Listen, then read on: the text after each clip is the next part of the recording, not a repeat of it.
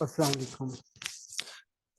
आज हम rapid minor studio का GUI इंटरफेस देखेंगे, जिससे हमें इसको इस्तेमाल करने में काफ़ी आसानी हो जाएगी।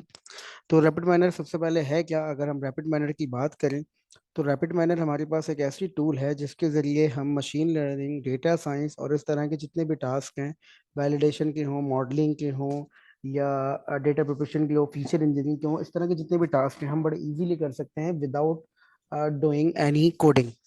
इसमें जस्ट हमें ड्रैग एंड ड्रॉप करना पड़ता है और उसके बाद हम क्या करते हैं, अपने रिजल्ट्स को उसकी मदद से हम आराम से देख सकते हैं। तो रैपिड माने जो स्टूडियो है हमारे पास, उसको डाउनलोड करने का तरीका भी बहुत आसान है। जस्ट इसकी वेबसाइट पे जाइए और वहाँ से डाउनलोड कर लीजिए। उसके बाद जब ये एक दफ़ा डाउनलोड हो जाए तो इस प्रोसेस को, जो हमारे सामने इस वक्त खुला हुआ है हमारी स्क्रीन पे स्टूडियो, इसमें इसका GUI इंटरफेस आज हमारा टारगेट है कि हम इसको देखते हैं और समझते हैं। और इंशाल्लाह इसी सिलसिले में आगे की तमाम वीडियोस भी रैपिड माइनर से मुताल्लिक ही होंगी, जी हम किस तरीके से रैपिड माइनर को अपने मशीन लर्निंग के मॉडल और डेटा साइंस की प्रॉब्लम्स को सॉल्व करने के लिए यूज़ कर सकते हैं। तो स्टार्ट करते हैं। सबसे पहले जैसे आप अपना रैपिड माइनर का स्टूडियो ओपन करेंगे तो आपके पास इस तरह का कुछ इंटरफेस आएगा, जिसमें हम देख सकते हैं कि हमारे पास एक ऑपरेटर्स का पैनल है, एक रिपॉजिटरी का पैनल है, एक प्रोसेस का पैनल है, एक हमारे पास पैरामीटर का पैनल है और एक हमारे पास हेल्प है। और अगर हम प्रोसेस के पैनल के ऊपर देखें तो यहाँ पर व्यूज़ में हमारे पास डिज़ाइन है, रिजल्ट है, टर्बो प्रैप है, टर्बो की प्रोपेशन और ऑटो मॉडलिंग का जो कॉन्सेप्ट है इसके अंदर वो ये है। यहाँ हम देख सकते हैं कि हमारे पास एक ग्लोबल सर्च है और यहाँ पर कुछ बटन्स लगे हुए हैं, file, edit, process, view, connections. और ये हमारे बाकी ये रन का बटन जो हमारे लिए बड़ा इंपॉर्टेंट है। अच्छा जी, डेटा जो रैपिड माइनर है उसके अंदर ऑपरेटर्स जो हैं, जो ऑपरेटर्स हैं वो बिल्डिंग ब्लॉक है। Building block in a sense कि we need to place an operator in the process to perform any operation.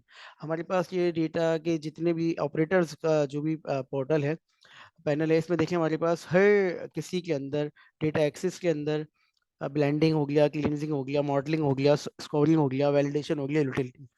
तो इसके अंदर हमारे पास हर किसी के अंदर भी बेशुमार ऑपरेटर्स हैं और इन्हीं ऑपरेटर्स को यूज करते हुए हमें पूरे जो काम हम किसी और लैंग्वेज में, किसी टूल में, पाइथन वगैरह में हम कोडिंग के जरिए करते हैं, वहां पर हम क्या कर सकते हैं, इस इन ऑपरेटर्स के जरिए उन सारे वर्क को परफॉर्म कर सकते हैं। लेकिन टेक्निकली अगर हम बात करें तो हम इसकी मदद से आ, उसको प्रॉपर इनपुट देंगे हर चीज़ को और उसके बाद ही हम इसको फर्दर प्रोसीड कर सकते हैं। अगर हम बात करें कि इसमें सबसे पहली क्या चीज़ होगी ऑपरेटर्स को यूज़ करने के लिए, तो ये जो प्रोसेस वाली विंडो है, आपकी प्रोसेस वाला जो ब्लॉक है, ये सबसे इंपॉर्टेंट है। इसमें हमें डेटा बहुत सारे हम इस पर काम कर सकते हैं, लेकिन अगर मैं एक आध नाम ले सकूं तो डेटा लोड कर सकते हैं, आउटलायर हो सकता है, फोरकास्टिंग हो सकती है। जितनी भी डेटा साइंस की प्रॉब्लम है वो प्रोसेस के अंदर हमें जाके करनी है और फिर हम उसको रिजल्ट में जाके, तो डिज़ाइन हम कर रहे हैं प्रोसेस में। अब देखें, अगर हम उसके बाद बात करें रिपॉजिटरी, तो रिपॉजिटरी ये है कि जो भी हमें डेटा लोड करना है, ये तमाम चीज़ें वो इधर आ जाएंगी। और अपनी रिपॉजिटरी बनाने का भी तरीका है, यहाँ से डेटा इंपोर्ट करने का भी तरीका है, तो वो यहाँ आ जाता है। इसके अलावा अगर हम बात करें हेल्प की, तो जब मैं आपको ऑपरेटर बताता हूँ इस इंटरफेस के इंट्रोडक्शन में, तो हेल्प आपको वहीं से समझ में आ जाएगी।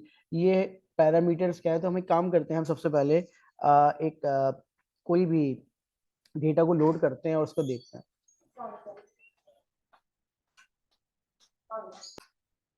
तो अगर हमें फर्ज करें कि ऑपरेटर्स में से किसी ऑपरेटर को प्लेस करना है, तो हमारे पास बहुत सारे ऑपरेटर्स हैं, हम आगे आने वाली वीडियोस में उन सारे ऑपरेटर्स को पढ़ेंगे। लेकिन सबसे पहले हम डेटा एक्सेस में जाते हैं, तो यहाँ पर हमारे रिट्रीव डेटा का एक ब्लॉक है, उसको तो मैंने सिंपल क्या किया, मैंने रिट्रीव पे क्लिक किया और मैंने उसको यहाँ पर ड्रैग करके यहाँ पर ड्रॉप कर दिया। अगर मैं चाहता तो मैं यहाँ पर ऑपरेटर्स में उसको सर्च भी कर सकता हूँ, तो मुझे मिल सकता है कि जाहिर सी बात है ये मिल गया हमें रिट्रीव के नाम से। इसके अलावा अगर कोई और चीज़ मुझे सर्च करनी है तो मैं यहाँ पर सिंपल सर्च कर सकता हूँ और वो मुझे यहाँ पर अवेलेबल होगी। अब जो मैंने ये रिट्रीव किया, इस पर आप देख सकते हैं कि एक ब्लॉक है और इस पे कुछ आउट पोर्ट बनी हुई है और यहाँ पर कोई रिजल्ट की पोर्ट बनी हुई है। तो हमारा हमारा बेसिकली टारगेट क्या, मैं इसको ड्रैग एंड ड्रॉप कर सकता हूँ एनीवेयर, ऊपर नीचे सब जगह इसको ड्रैग एंड ड्रॉप कर सकता हूँ। और मेरा सिंपल सा काम क्या है कि मैं ये चाहता हूँ कि एक डेटा मेरे विंडो के अंदर, प्रोसेस के अंदर अपलोड हो जाए। तो देखिए, मैं अगर इस पे ये देखता हूँ, ये वाला सिंबल जो है, तो इसका मतलब है इसके अंदर अभी इनकम्प्लीट है, रिक्वायरमेंट नेसेसरी है। तो यहाँ पर मैं गया रिपोजिटरी पैरामीटर्स के अंदर मैं गया, यहाँ पर मैंने क्लिक किया और देखिए अब यहाँ से मैं इसको कोई भी डेटा इस पर अपलोड कर सकता हूँ। एक तरीका ये है, तो मैं सैंपल्स में गया, रैपिड माइनर के अपने बहुत सारे फ्री डेटा सेट अवेलेबल हैं। तो चूंकि मैं यूज़ कर चुका हूँ तो मैं यहाँ से एक डेटा सेट है टाइटैनिक का, उस पर क्लिक करता हूँ और उसको इस पर अपलोड कर देता हूँ। सिंपल, ये अपलोड हो गया। अब देखें अगर मैं चाहता हूँ कि ये रन हो जाए तो मैं सिंपल सा, मैंने जो इतना अब तक का मेरा अंदाजा है मैं इसको रन कर देता हूँ, लेकिन ये रन होगा नहीं। ये कह रहा है कि आप इस कनेक्शंस को मैच करें, और ये आउटपुट का कनेक्शन मैंने रिजल्ट के साथ मैच कर दिया। अब जैसे मैंने ये कनेक्शन मैच किया, इसका मतलब ये विंडो, ये प्रोसेस कंप्लीट हो गया है और मैं चाहूँ तो इसको रन कर सकता हूँ। तो रन यहाँ से होगा, लेकिन उससे पहले मैं एक चीज़ दिखा दूँ। देखिए मैंने जितना भी काम किया मैंने डिज़ाइन व्यू पे किया है, ये डिज़ाइन व्यू है। और ये जो रिजल्ट का व्यू है, ये रिजल्ट का व्यू क्या है कि जब भी मैं कोई काम करूंगा डिज़ाइन का और रन करूंगा, तो रन पे बाय डिफॉल्ट रन होकर डिस्प्ले कहाँ पर शो होगा, रिजल्ट पे होगा। ये दोनों आगे की जो है टर्बो प्रेप और ऑटो ऑटो मॉडलिंग, ये मैं आपको बाद में बताऊंगा। लेकिन अभी हम अगर इसको रन करें तो देखें क्या होता है। लेकिन जैसे मैं रन करूंगा, रन का बटन प्रेस करूंगा, तो देखें क्या होता है। ये ऑटोमेटिकली मुझे रिजल्ट व्यू पे ले जाएगा। और देखिए जैसे ही मुझे ये रिजल्ट व्यू पे लेके गया, तो मैं अब एक रिजल्ट की विंडो देख सकता हूँ जहाँ पर मेरे पास एक टेबल फॉर्मेट में मेरा डेटा मौजूद है। जिस तरह से मेरे पास CSV या एक्सेल फाइल में डेटा मौजूद होता है, वैसा ही मेरा डेटा यहाँ पर मौजूद है। और अगर मैं इसको कुछ चीज़ें इसमें से आपको बता सकूँ, क्योंकि ये जस्ट एक इंट्रोडक्शन वीडियो है, तो इसमें देखिए यहाँ लिखा हुआ है एग्जाम्पल सेट। ये कह रहा है कि हमारे पास 1309 एग्जाम्पल है। स्पेशल एट्रीब्यूट इस डेटा सेट के अंदर कुछ भी नहीं है, और 12 रेगुलर एट्रीब्यूट्स हैं। तो अगर मैं एट्रीब्यूट्स की बात करूं तो ये बता रहा है कि इसमें 12 है, 1 2 3 4 5 6 7 8 9 10 एंड दो उसके नेक्स्ट पे होंगे। ये 12 एट्रीब्यूट्स है, और ये सर्वाइव वाला कॉलम हमारा टारगेट कॉलम है या लेबल कॉलम है। तो कोई स्पेशल एट्रीब्यूट नहीं है। जो एग्जाम्पल है वो 1309 एग्जाम्पल है। और ये डेटा अगर आप गौर से देखें तो इसमें देखें इन चीज़ों के अलावा मेरे पास कुछ लेफ्ट हैंड साइड पे रिजल्ट हिस्ट्री के नीचे कुछ हेल्पिंग पैरामीटर या हेल्पिंग ऑपरेटर्स मौजूद हैं। जो कि एक है डेटा का, तो डेटा तो मेरे पास अवेलेबल है। एक है स्टैट्स का। स्टैट्स का जो टेबल स्टैट्स का जो बटन है, उसके अंदर देखें अगर मैं उस पर क्लिक करूँ, जो मैंने क्लिक किया है, तो कुछ चीज़ें इसमें बड़ी इंटरेस्टिंग हैं जो कि हमारे लिए बड़ी यूजफुल भी हो सकती हैं। लाइक अगर मैं इसमें बात करता हूँ एज पे, तो देखिए एज में ये बता रहे हैं कि मिसिंग वाली जो मिसिंग वैल्यूज हैं एज वाले कॉलम में, वो 263 है। अगर मैं इसको कंपेयर करूँ पाइथन से या किसी और लैंग्वेज से, तो वहाँ मुझे क्या करना पड़ता, मुझे कोई एक आध लाइन लिखनी पड़ती और मुझे पता करना पड़ता कि मेरे इस कॉलम में मिसिंग वैल्यूज कितनी है। तो जस्ट इसमें क्या हुआ, मैंने ड्रैग एंड ड्रॉप किया अपने डेटा को, और कुछ बटन प्रेस किए, और उन बटन अगर मुझे पता है तो मैंने वो बटन प्रेस किया, और उसके बाद मेरे पास मुझे पता चल गया कि मिसिंग वैल्यूज एज वाले कॉलम में 263 है। इसके अलावा और भी कॉलम हैं जिसमें है पैसेंजर फेयर के अंदर एक मिसिंग वैल्यू है, केबिन का जो नंबर है शायद उसके अंदर 1014 मिसिंग वैल्यूज है। एंड इस तरीके से और भी चीज़ें एग्जाम्पल में गिवन है। इसी तरीके से अगर आगे बढ़े तो ये मुझे डेटा की टाइप भी बता रहा है कि ये पॉलिनोमियल है, ये हमें अलग जगह पे भी फैसिलिटीज मौजूद है। लेकिन इसके लिए मुझे कोई एक आध लाइन ऑफ कोड जरूर लिखना पड़ता था। यहाँ मैंने जस्ट एक बटन प्रेस किया और मेरे पास सारी इन्फॉर्मेशन जो मैं चाहता था वो आ गई है। इसी तरीके से स्टैट्स की बात करें तो लीस्ट वैल्यू क्या है, मोस्ट वैल्यू क्या है, और इसी तरीके से वैल्यूज की बात करें तो ये बता रहा है कि इसमें मेल फीमेल इतनी है, मतलब ये बता रहा है कि इसमें कैटेगरीज कितनी है। तो ये सारी इन्फॉर्मेशन मुझे यहाँ से मिल रही है स्टैट्स वाले बटन पे क्लिक करके। इसके अलावा अगर मैं बात करूँ विजुअलाइजेशन की, अच्छा इसमें एक चीज़ और देख लें। ये टिकट नंबर हो गया, तो देखें इसमें ये मुझे विजुअलाइजेशन भी करके दिखा रहा है, लेकिन मैं इसको यहाँ से भी देख सकता हूँ विजुअलाइजेशन के बटन से। तो ये मुझे ग्राफ भी प्लॉट करके दिखा रहा है। और सिर्फ एक तरह का ग्राफ नहीं है, जो भी मैं ग्राफ की टाइप सिलेक्ट करूंगा, लाइक अगर ये स्कैटर है, बबल है, अगर मैं चाहता हूं कि मुझे बेल कर्व चाहिए, बॉक्स प्लॉट चाहिए, हिस्टोग्राम चाहिए, लाइन स्टेप लाइन, जो भी मुझे ग्राफ चाहिए, 3D ग्राफ चाहिए, तो देखें अभी मैंने चूंकि स्कैटर प्लॉट बनाया हुआ था। अगर मैं इस पे फर्स्ट करें, मैं बात करता हूँ कि मुझे चाहिए है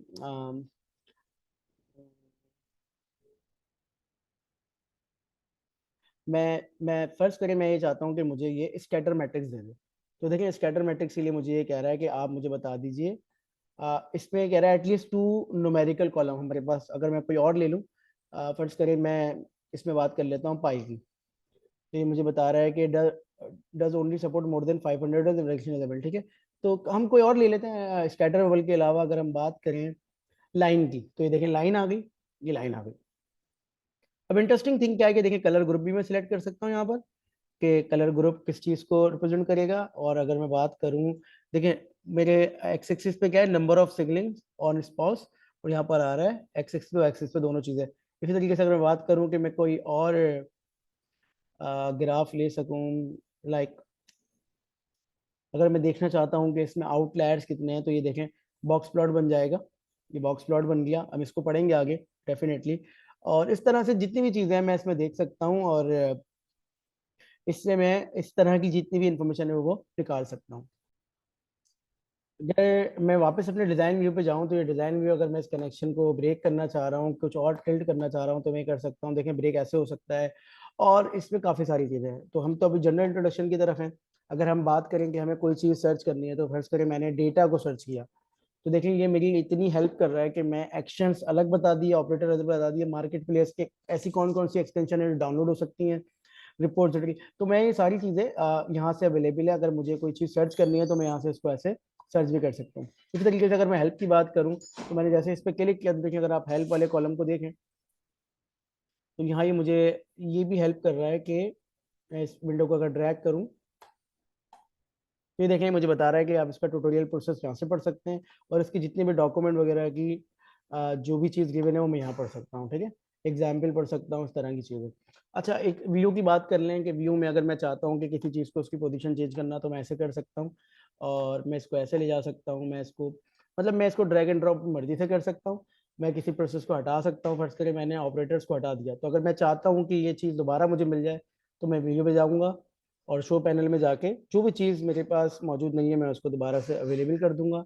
और अगर मैं चाहता हूँ कि मुझे डिफ़ॉल्ट व्यू चाहिए, तो मैं डिफ़ॉल्ट व्यू पे क्लिक करूँगा, तो मुझे डिफ़ॉल्ट व्यू मिल जाएगा। तो ये एक इंटरेस्टिंग टूल है, जिसको यूज़ करके हम काफ़ी हमें हेल्प मिल सकती है। और ऐसी जगहों पे ख़ास तौर पे जहाँ पर हम रिजल्ट्स पे फोकस कर रहे हों, और हमें रिजल्ट से कंसर्न हो, तो हम इस टूल को यूज़ कर सकते हैं। तो इंशाल्लाह इसी सिलसिले में आने वाले हफ्तों में हम इसी को कंटिन्यू करेंगे, और इसी पे डिफरेंट मॉडल्स बिल्ड करके देखेंगे, जिसको हम फर्दर एक एक करके अपलोड करते रहेंगे। Thank you very much. अल्लाह हाफिज़।